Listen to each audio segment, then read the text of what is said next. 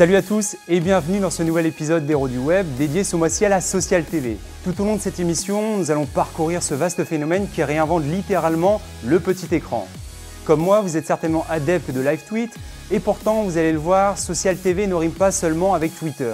Pour comprendre les enjeux de ce phénomène, nous allons partir à la rencontre de trois acteurs. Antonio Grigolini, responsable de la Social TV chez France Télévisions. Il va nous expliquer comment le second écran est en train de réinventer un média vieux de près de 50 ans. Nous allons rencontrer par la suite Wale Gadamosi Oyekami, fondateur de la start-up Darwin. Il nous expliquera comment il a écrit de belles histoires pour fédérer les audiences autour d'un programme. Mais pour l'heure, vous l'aurez remarqué, nous sommes chez Facebook où sa directrice des partenariats, Amina Belriti, nous fait le plaisir de nous recevoir. Elle va nous expliquer pourquoi Facebook a un rôle à jouer dans cette Social TV et pourquoi celle-ci ne se résume donc pas seulement à Twitter. Sans plus attendre, je vous propose de partir à sa rencontre. C'est parti!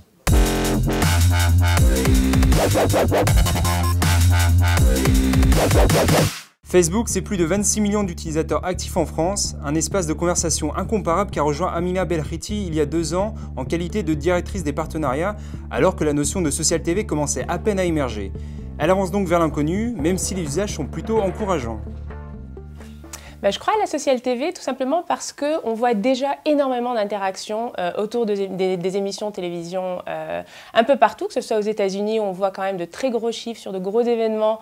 On parle de 245 millions d'interactions par exemple autour du Super Bowl, 66 millions pour les Oscars. Donc il y a énormément d'activités, les gens sont passionnés par ce qu'ils regardent à la télé et veulent partager ça sur Facebook. En France, on voit exactement la même chose. En particulier, il y a une étude qui a été faite la semaine dernière par Terra Femina qui montre que près de 40% des Français veulent partager, veulent échanger sur Internet autour des émissions qu'ils regardent et ils vont le faire sur Facebook avec plus de la moitié, 52% qui vont le faire sur Facebook d'abord.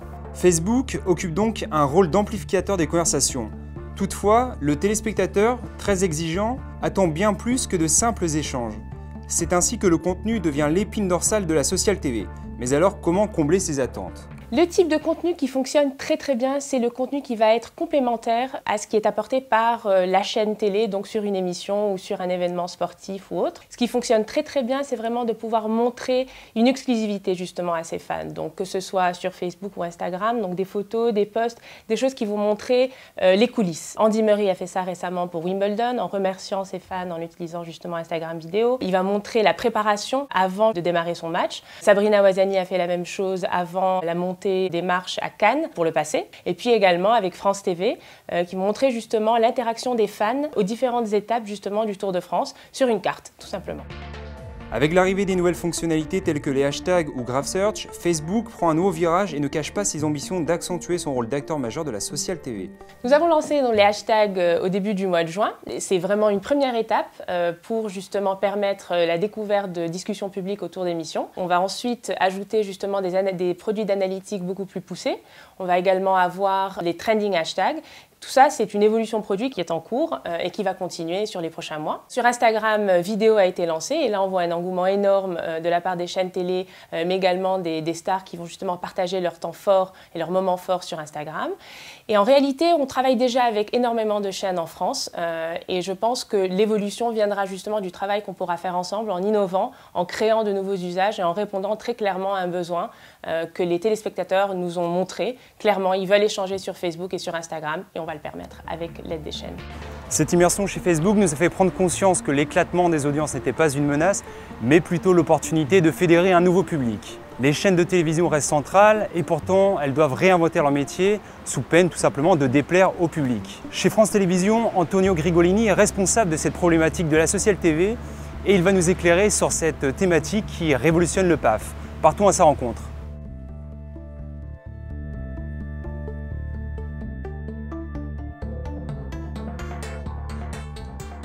L'intérêt principal de la Social TV ou Social TV, c'est le fait qu'il s'agit de télévision pour un public qui est connecté. Le public est et sera de plus en plus connecté. Et donc nous devons de penser et proposer de la télé pour un public qui est connecté. La Social TV est une approche moderne destinée en premier lieu à un jeune public multitâche. Pourtant, elle s'applique à tout type de programme et ambitionne donc de toucher un large public.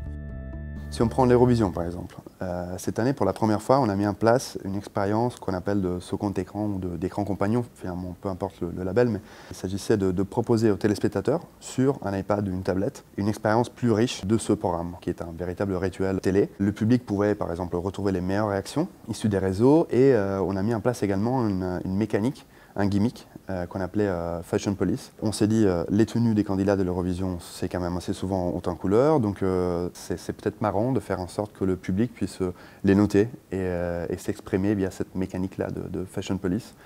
On a proposé également la possibilité pour le public de découper et partager immédiatement les extraits saillants de l'émission.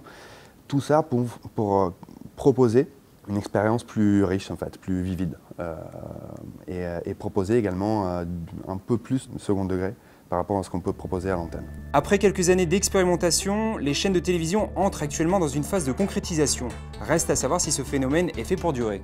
Je ne pense pas que ce qu'on appelle Social TV soit un phénomène de passage. Les labels sont peut-être destinés à changer, ou les terminologies, mais les phénomènes qui structurent l'industrie, non, pas du tout. Pour une raison très simple, le public est et sera de plus en plus connecté, et donc cela nous force à concevoir, produire et proposer une télévision pensée pour un public connecté. Eh bien Antonio, merci de nous avoir livré votre vision de la Social TV. Et maintenant, si je vous dis Darwin, à quoi pensez-vous? Darwin, ça me fait penser à la sélection naturelle et ça me fait penser aussi à une boîte, une start-up avec laquelle on a le plaisir de travailler. Eh bien ça tombe bien puisque Darwin est notre start-up du mois et je vous propose de partir à la rencontre de son fondateur sans plus attendre. À 30 ans, après des débuts dans l'audiovisuel et en agence de communication, Wale Gadamosi Oyekami a lancé fin 2011 l'agence Darwin spécialisée dans la scénarisation d'expériences interactives autour de programmes télévisés. Une start-up née de la volonté d'entreprendre, mais pas seulement. Alors ma volonté d'entreprendre, elle est née finalement d'une opportunité sur le marché que j'ai découverte. Quand j'étais en agence digitale, après mon passé dans des sociétés de production, j'ai vu qu'il y avait un vrai potentiel à engager une conversation et à créer des expériences en fait, éditoriales fortes autour des programmes télé. Ce qui me plaisait, c'était une vision que j'avais et que j'avais envie de partager avec le plus grand nombre. Et comme souvent, quand on a envie de lancer une aventure, il faut commencer seul. Et après, ça crée un effet boule de neige. Donc ma volonté d'entreprendre est vraiment née finalement d'une opportunité du marché, d'une envie d'accomplir mes rêves en fait.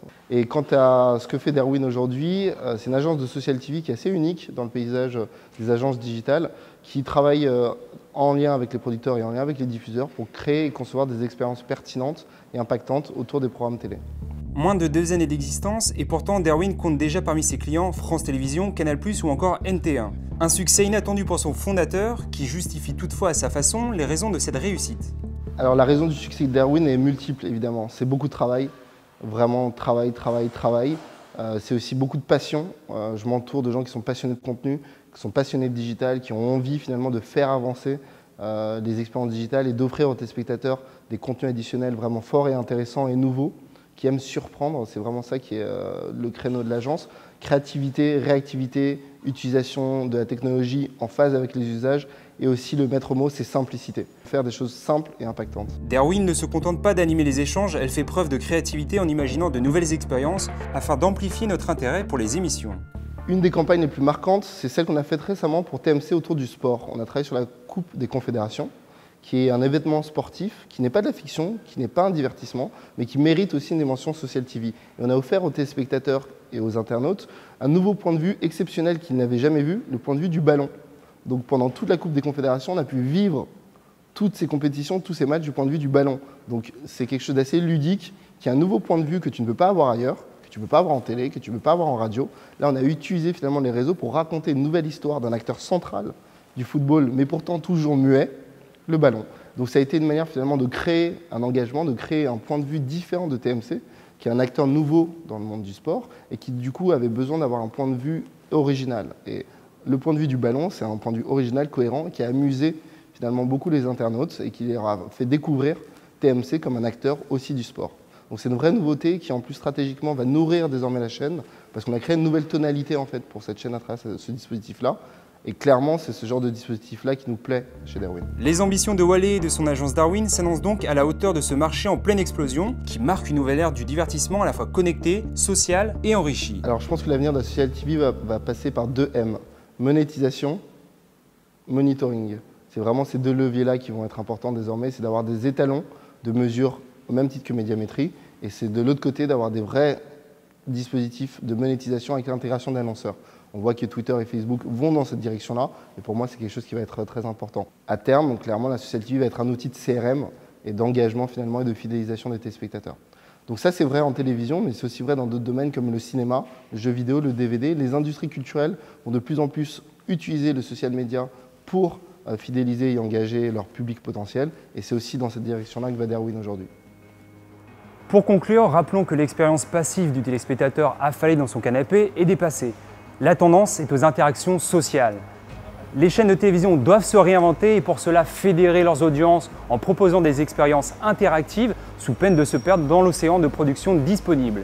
C'est la fin de ce second épisode d'Héros du Web. J'espère qu'il vous a plu. Je vous dis à très vite. D'ici là, passez un excellent été et rendez-vous à la rentrée. Bye bye.